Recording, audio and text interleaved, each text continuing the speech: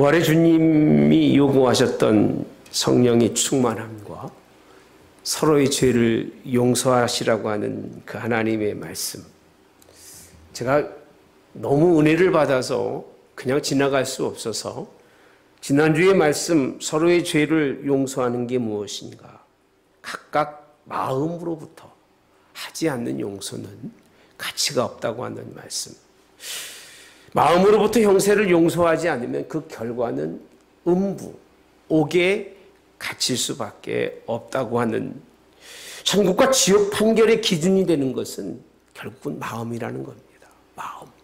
하나님이 여러분의 마음, 여러분의 중심을 보시고 판단하시는 걸 믿으시기를 바랍니다. 그 말씀을 함께 나누고 나니까 이제 제 마음속에 그러면 하나님이 보시는 중심은 무엇일까 하는 생각을 가지게 됐습니다. 그래서 오늘 여러분들과 함께 사무엘 상에 있는 말씀을 나누어 보려고 합니다. 오늘날 많은 그리스도인들이 그렇게 생각한다고 합니다. 여러분 어떨지 모르겠습니다. 나 그냥 하나님 앞에 그냥 괜찮은 사람이야.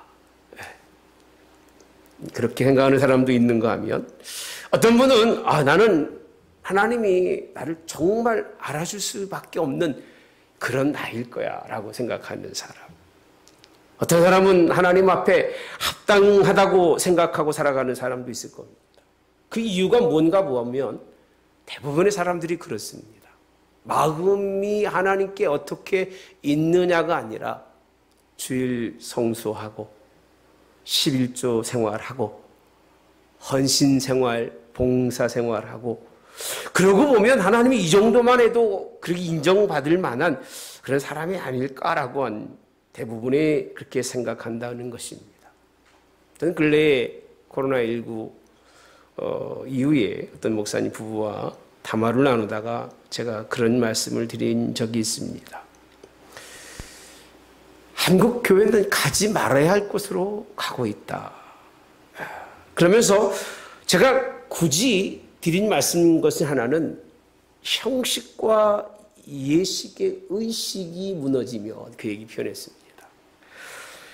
말씀을 따르는 질서와 율법이라고 하는 그 세계가 무너지면, 이 세상에는 도덕과 윤리라고 하는 것이 무너지게 되면 그 속에는 아무것도 담을 수가 없다. 여러분 잘 들으셔야 됩니다. 이 형식과 예식이 그렇게 불필요한 것이 아닙니다.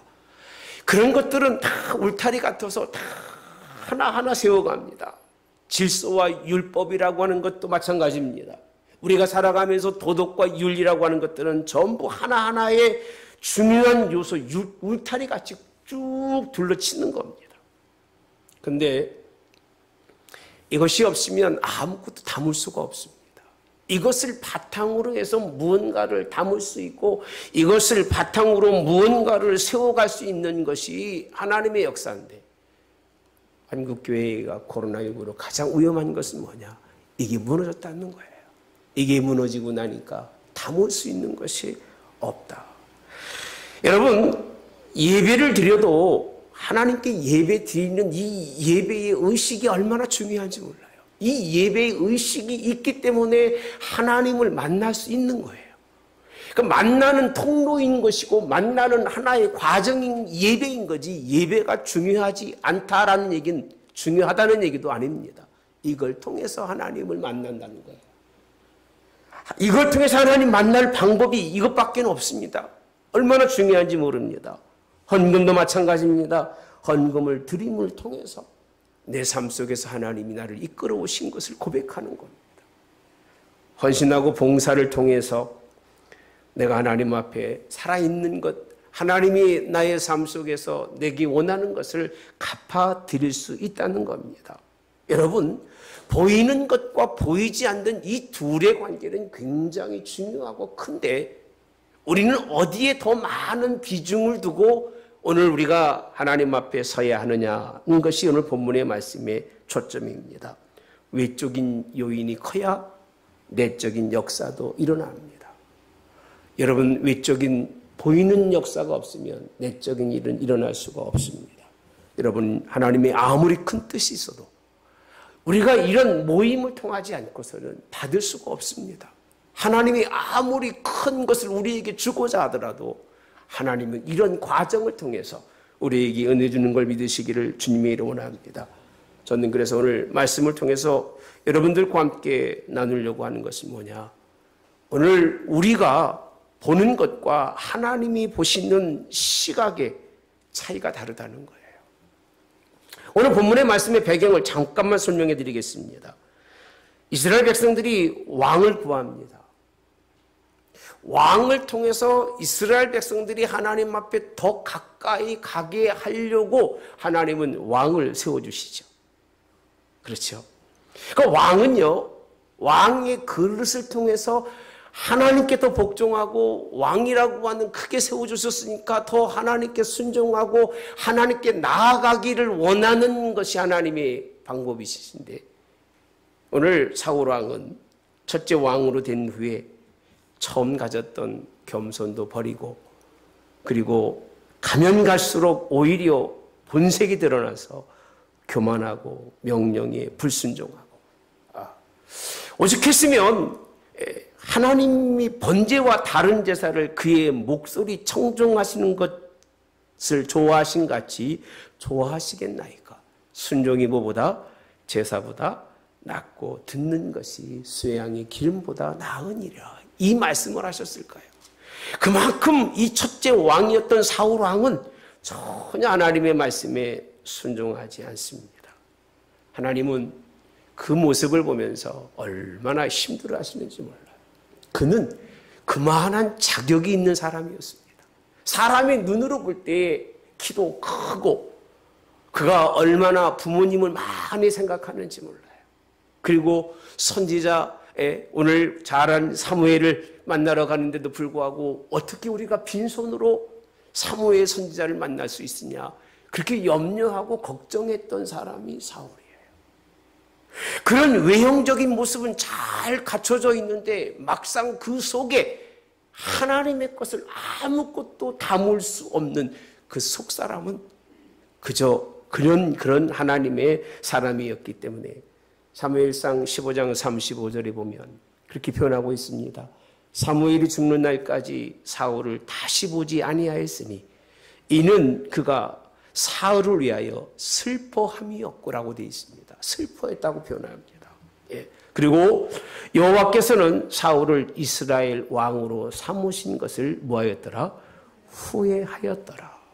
사람 중심적 시각 속에서 사람을 세우고 사람 중심적 시각 속에서 사람을 바라보았던 그 사람은 하나님께 전혀 도움이 되지 못하고 오히려 하나님 말씀에 불순종해서 근심거리며 오늘 우리 사무엘로 하여금 슬퍼할 수밖에 없게 만들었다는 겁니다. 하나님은 그렇다고 그 일을 포기하지 아니하시고 이어서 16장 1절에 보니까요, 여호와께서 사무엘에게 이르시되 내가 이미 사울을 버려, 이렇게 표현되어 있습니다. 버렸다는 말을 많이 사용하십니다. 버렸다는 거예요. 이스라엘 왕이 되지 못하게 하였거늘 내가 그를 위하여 언제까지 슬퍼하겠느냐. 너는 뿔에 기름을 채워 가지고 가라.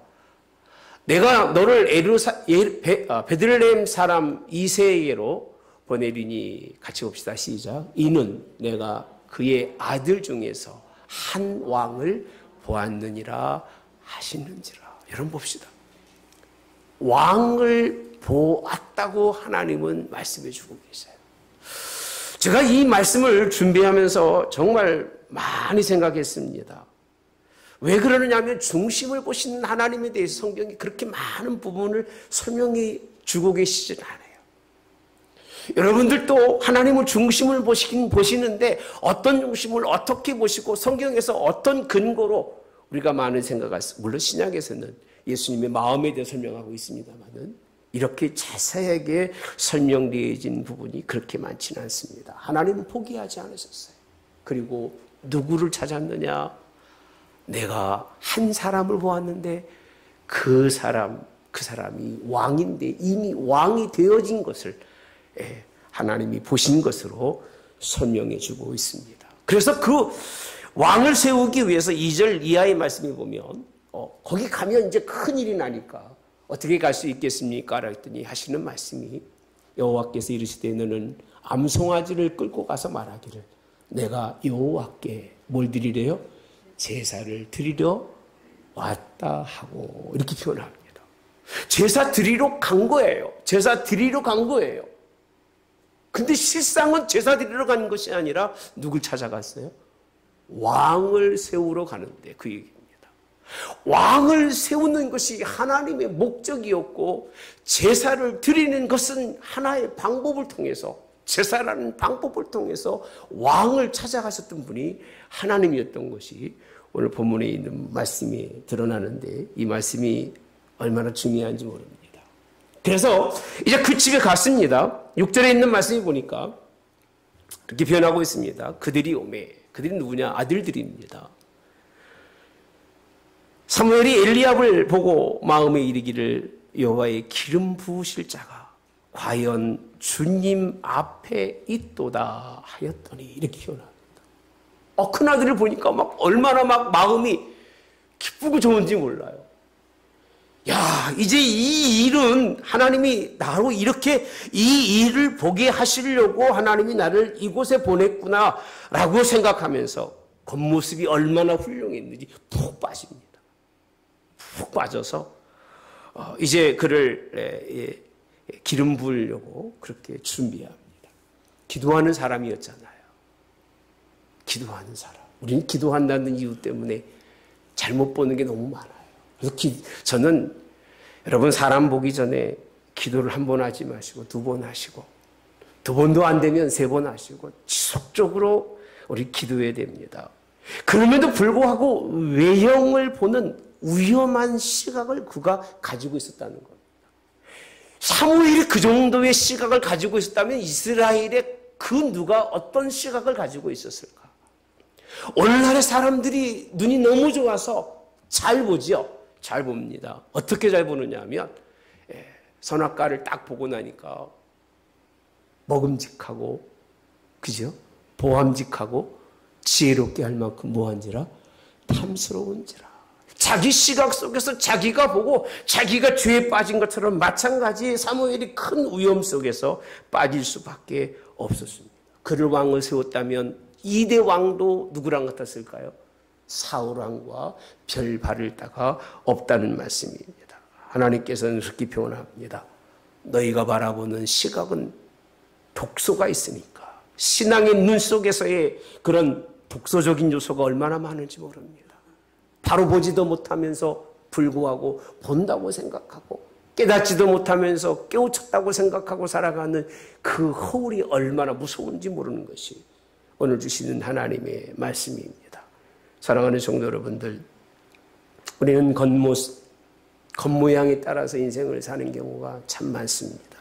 그러나 그건 얼마나 우리 인류에 위험한지 모릅니다. 겉모습을 바라보지 마시고 하나님의 시각을 갖는 저와 여러분 되시기를 주님의 원합니다. 그리고 하나님의 마음에 들을 수 있는 사람이 되려고 우리는 얼마나 노력하고 애써야 되는지 모릅니다. 7절에 있는 말씀을 보시면 이렇게 표현합니다. 사무엘에게 이르시되 그의 용모와 뭘 보지 마라? 키를 보지 말라라고 되어 있습니다. 또 말씀하시죠. 내가 이미 그를 버렸노라. 무슨 일을 했다고? 그 아이가 무슨 일을 했다고 하나님은 그를 보면서 하신 말씀이 내가 이미 그를 버렸다고 말하고 있어요. 저는 이 말씀을 보면서 왜 하나님이 그를 버리셨을까?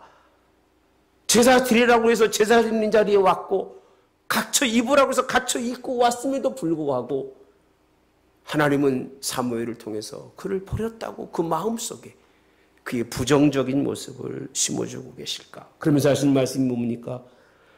자, 내가 보는 것은 사람과 같지 아니하니 따라서 합시다. 사람은 외모를 보거니와 나 여호와는 중심을 보느니라 하시더라. 아멘. 하나님은요, 내면의 세계를 그리고 외면적 모든 세계를 정확하게 보시고 판단하시는 분이 하나님이셔요.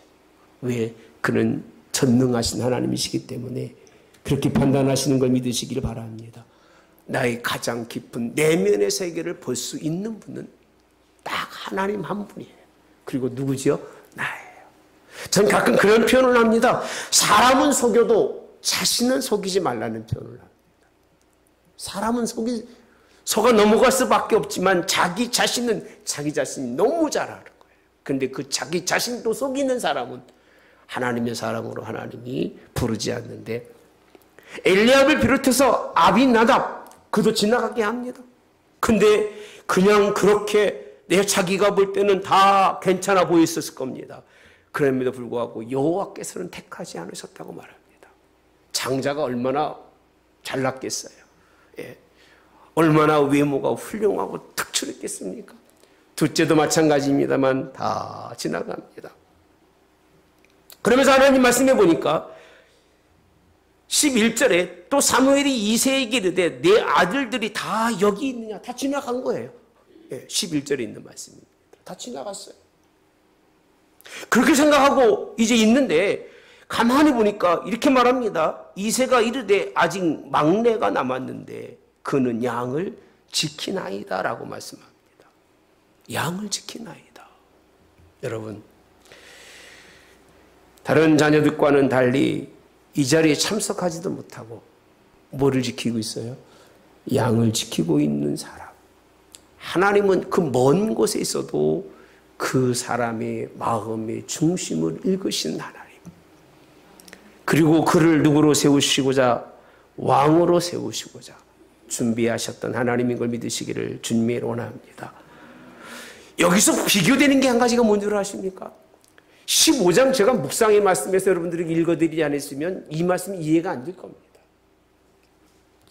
번제와 다른 제사가 아무리 많다 할지라도 그 목소리를 청종하지 아니하면 그 제사가 무슨 소용이 있느냐는 거예요. 여러분이 아무리 많은 시간, 많은 횟수를 하나님 앞에 예배를 드리고 예배를 드린다 할지라도 하나님의 말씀을 마음으로 깊이 받아들이지 않는 예배라면 그게 무슨 소용이 있느냐는 거예요. 예배 그 자체가 잘못됐다는 것이 아니라 예배의 자리에 앉아 있었지만 그들은 하나님의 택함 받은 자녀들이 아니었다는 거예요. 예배의 자리에는 없었지만 그 마음의 세계, 내면의 세계가 하나님께 아름답게 보였던 다윗은 먼 곳에 있었지만 그곳에 있는 그의 마음을 하나님이 읽으신 걸 믿으시기를 주님의 원합니다. 제사에 관심을 가지고 그들의 행위가 제사에 그런 열심히 드리는 것 같았지만 하나님이 보시기엔 그들 모든 제사가 다 형식적이고 의식적인 제사였던 것 뿐입니다. 그 제사로는 아무것도 담을 수가 없었다는 거예요. 그 안에 아무것도 담을 수 없었던 그들의 마음을 하나님이 받지 않으셨어요. 여러분, 내면의 세계가 건강하시기 바랍니다. 어떤 분은 또 그럽니다. 그런 목사님 형식과 의식은 필요 없으니까 난 집에 가서 가만히 앉아서 텔레비 보면서 예배도 보고 그렇게 하겠습니다. 알아서 하십시오. 이거 듣는 분들도 아마 그런 분 있는지 모르겠습니다만 내면의 세계가 아름다운 게 아닙니다. 하나님 앞에 외형적인 부분도 세워가지 못하는 사람이 어떻게 그 마음의 중심이 하나님께 가겠습니까? 마음의 중심이 하나님께 가 있는 사람은 모든 외적인 것은요 그렇게 중요하게 생각하지는 않지만 그걸 통해서 하나님 앞에 가려고 노력하는 사람이에요. 이게 하나님이 원하시는 일인 걸 믿으시기 바랍니다. 이들과는 다르게 양에게 관심을 가졌습니다. 양에게 관심을 가졌다기보다는 자기의 직무예요. 아무도 하지 않는 그 일을 다윗이 책임을 지고 그 막내가 무슨 힘이 있다고 그 자리에 중요하게 여기고 그 자리에 있었던 그를 하나님은 기뻐하시고 받으신 걸 믿으시기를 주님의 원합니다. 전 그리스도인들은 속사람이 강해야 된다고 생각합니다. 겉사람이 번지르르한 것보다는 속사람이 강한 게 훨씬 나습니다. 흔들리지 않는 여러분 되시기를 바랍니다. 여러분의 내면의 세계가 하나님이 인정받을 만한 그런 견실한 마음 되시기를 바랍니다. 그렇게 하나님 사랑받을 만한 그리스도인 되시기를 주님이 원합니다. 사도 바울을 통해서 고린도서에 보니까 우리가 낙심하지 않으니 우리 겉사람은 낡아지나 우리의 속사람은 날로 새로워지는도다. 아멘. 날마다 새롭게 하나님의 시각에 마음에 들 수 있는 저와 여러분 되어지기를 주님의 이름으로 원합니다. 내면에 충실했던 오늘 다윗을 향해서 12절과 13절의 말씀입니다. 이에 사람을 보내어 그를 데려오매 그의 얼굴이 붉고 눈이 빼어나고 죄송합니다. 그의 빛이 붉고 눈이 빼어나고 얼굴이 뭐하더라? 아름답더라. 자, 여호와께서 이르시되 이가 크니 이렇게 되어 있습니다. 이가 크니. 이가 크라는 얘기는 1절에 있는 말씀입니다. 아들 중에서 한 왕을 보았다는 건데 너도 한번 가서 찾아보라 그 얘기예요. 누구라고 지명해 주지 않고 사무엘에게 내가 한번 가서 찾아봐라 그 얘기입니다. 그런데 아무리 찾아도 없어서 마지막 이제 다윗을 보는데 이렇게 보니까 얼굴 빛이 붉어요. 참 얼굴이 붉다는 얘기는 얼굴이 생기가 있다는 얘기예요. 혹시 자고 일어나면 얼굴이 붉으스러운 사람이 있습니까? 티미합니까? 운동하고 나면 얼굴이 붉으스름합니까? 허яб니까? 여러분, 삶이 달라요.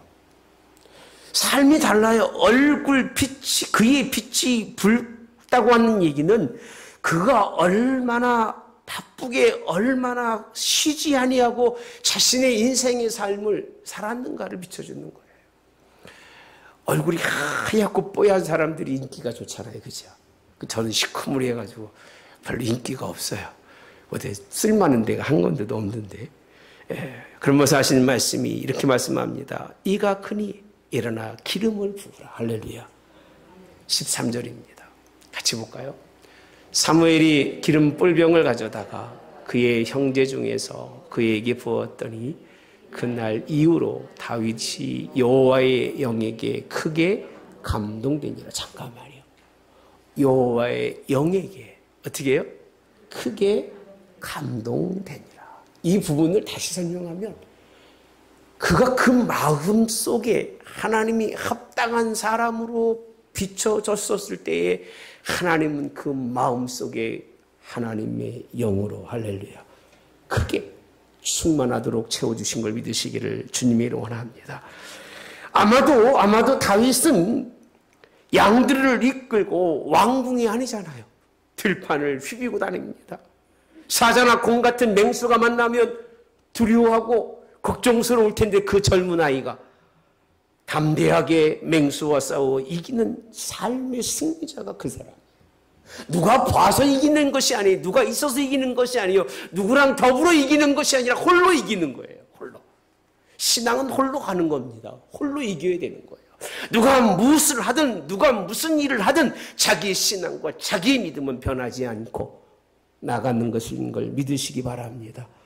그는 어제나 오늘이나 내일이 온다 할지라도 철저하게 하나님을 신뢰하고 두려워하고 비굴하게 살지 않고 담대함으로 그렇게 살아가는 사람, 얼굴 빛이 정말 붉은 빛을 띌 만큼 그렇게 열심히 인생을 살아가는 사람이었기 때문에 하나님이 그를 누구로 세웠어요? 왕으로. 그가 그라고 표현하고 있습니다. 그가 크다. 그 마음의 중심을 하나님이 보시고 그를 왕으로 세운 걸 믿으시기를 주님이 원합니다. 기름을 붓고 하나님은 그에게 하나님의 신에 크게 감동하심으로 하나님이 그를 쓰시고 있다는 겁니다. 자기의 것으로 하나님은 쓰려고 하신 것이 아닙니다. 그의 것을 통해서 쓰려는 것이 아니에요. 그래서 사람들이 보는 것은요, 골상이라고 표현하더라고요. 이 사람의 형태, 얼마나 정말 잘 가꿔진 그런 몸매냐는 것과 색상이라고 표현합니다. 색은 사람이 가지고 있는 색깔이에요. 사상의 색깔들이 다양하잖아요.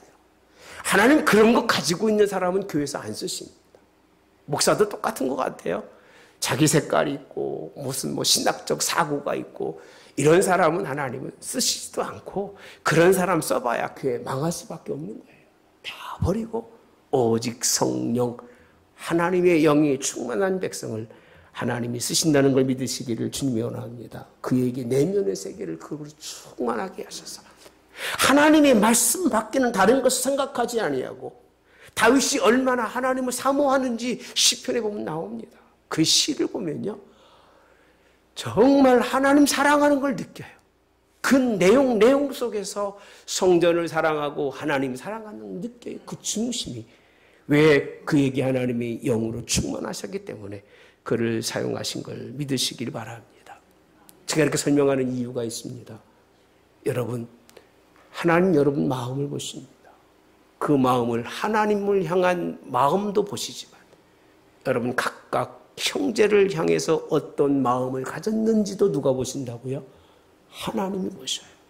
하나님과의 관계 속에서 철저하게 맺어진 이 관계가 형제에게까지도 우리의 마음이 잘 드러나지 않으면 결국 우리의 삶의 마지막은 아무것도 아니라고 성경은 말씀해주고 계십니다. 여러분 사울왕은 뛰어난 용무, 뛰어난 그런 지력이죠. 지력가였었습니다만은 그것 때문에 결국 하나님 앞에 멀리 떠나고 맙니다만 다윗은 왜소했던 것 같아요. 목동이었으니까 배울 것도 없잖아요. 사울 왕의 사유가 되는데도 하는 얘기 나는 목동으로 태어나고 나는 아무것도 알지 못한다고 고백합니다. 그렇게 고백할 만큼 겸손하지만 하나님이 그를 이스라엘 민족의 위대한 왕으로 아멘 가장 위대한 왕 중의 왕으로 뽑는 사람이 누군가? 다윗입니다. 존경의 대상이고 지금도 다윗하면 모든 이들이 모르는 사람이 없는데 사도행전 13장 20 볼까요? 몇 절부터 되어 있나요? 볼게요. 21절 보시면 그 후에 그들이 왕을 구하거늘 하나님이 베냐민 지파 사람 기스의 아들 사울을 40년간 주셨다가 22절 시작 패하시고 다윗을 왕으로 세우시고 증언하여 이르시되 내가 이새의 아들 다윗을 만나니 내 마음에 맞는 사람이라 내 뜻을 다 이루리라 하시더니 잠시만요. 만났다고 돼 있어요. 그를 만나니까 마음에 맞는 옛날에 뭐라고 돼 있어요? 합하다고 돼 있어요. 합하였다는 거예요. 같은 마음이라는 거예요. 내 뜻을 이루리라 23절. 굉장히 중요한 말씀이죠. 시작. 하나님이 약속하신 대로 이 사람의 후손에서 이스라엘을 위하여 구주를 세우셨으니 곧 예수라. 할렐루야. 아멘. 여러분 그를 통해서 예수님이 이 땅에 오실 수 있는 그 길을 열어주셨어요.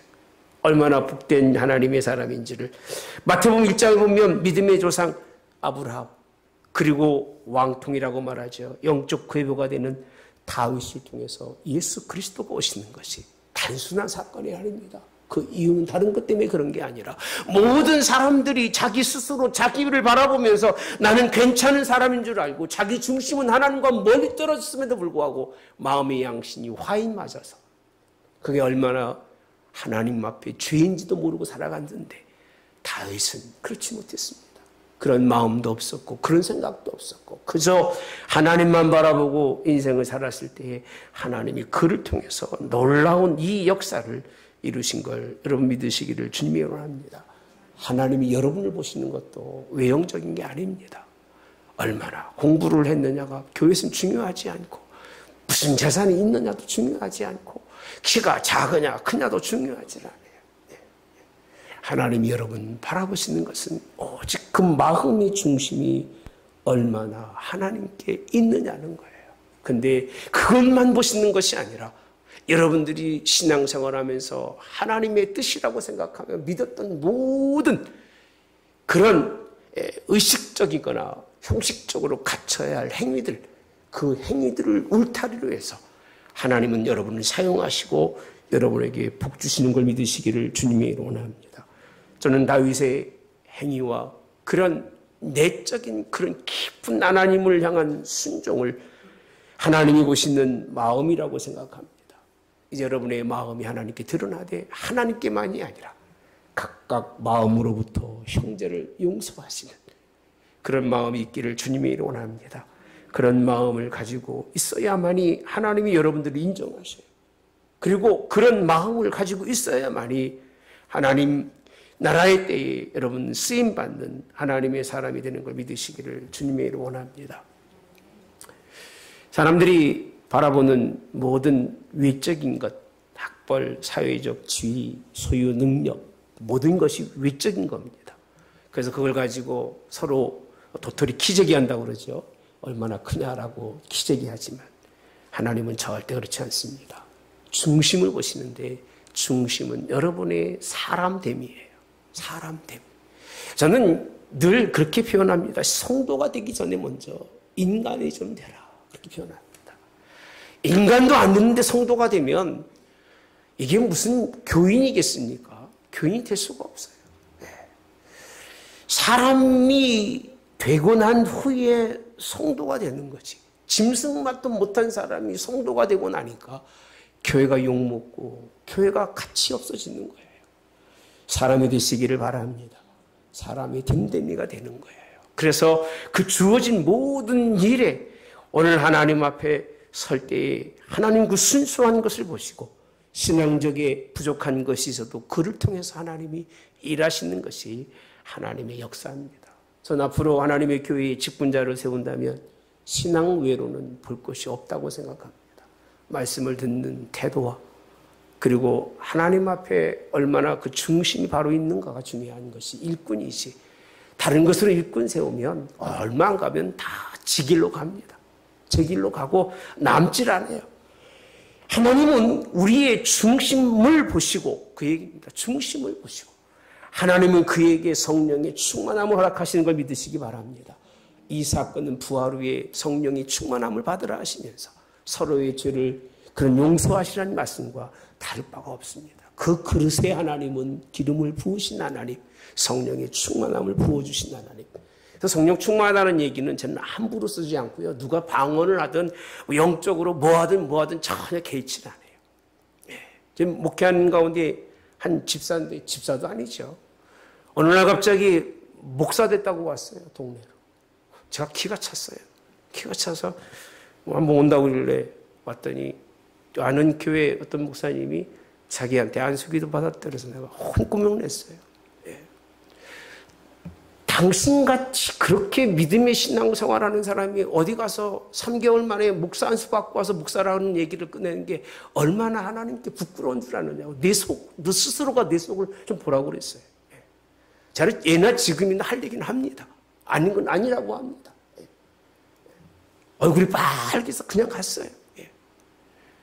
여러분, 하나님이 쓰시는 중심의 사람은 그렇게 쓰지 않으시는 하나님이셔요. 예. 우리가 하나님의 일꾼 된다고 하는 것은 하나님이 우리의 중심이 하나님께 있지 않으면 하나님은 우리를 절대 쓰지 않습니다. 예. 어떤 이유로도 쓰지 않습니다. 예.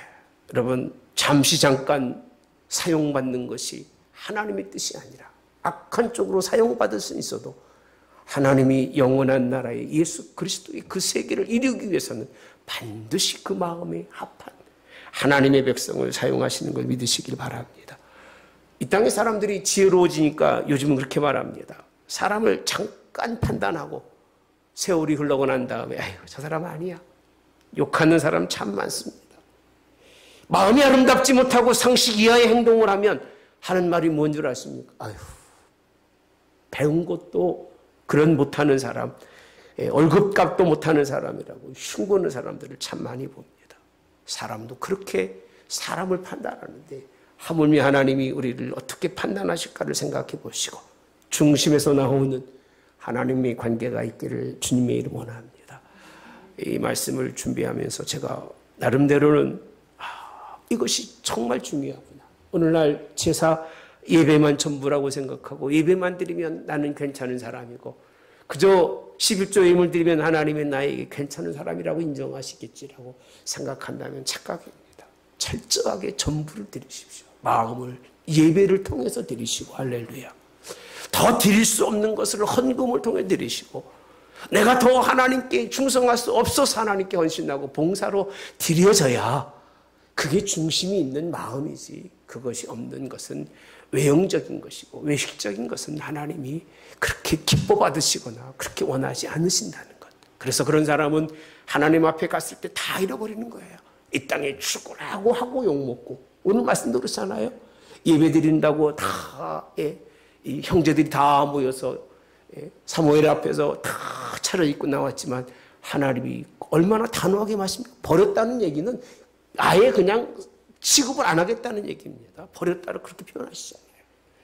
우리는 하나님 앞에 정말 내가 근이라고 하는, 그가 근이라고 하는 그런 하나님의 말씀에 듣기를 원합니다. 마음으로 형제 사랑, 하나님 사랑하는 여러분 되셔서 마지막 부활의 주님과 함께 승리할 수 있는 하나님께 모든 성도 여러분 되시기를 주님의 이름으로 원합니다.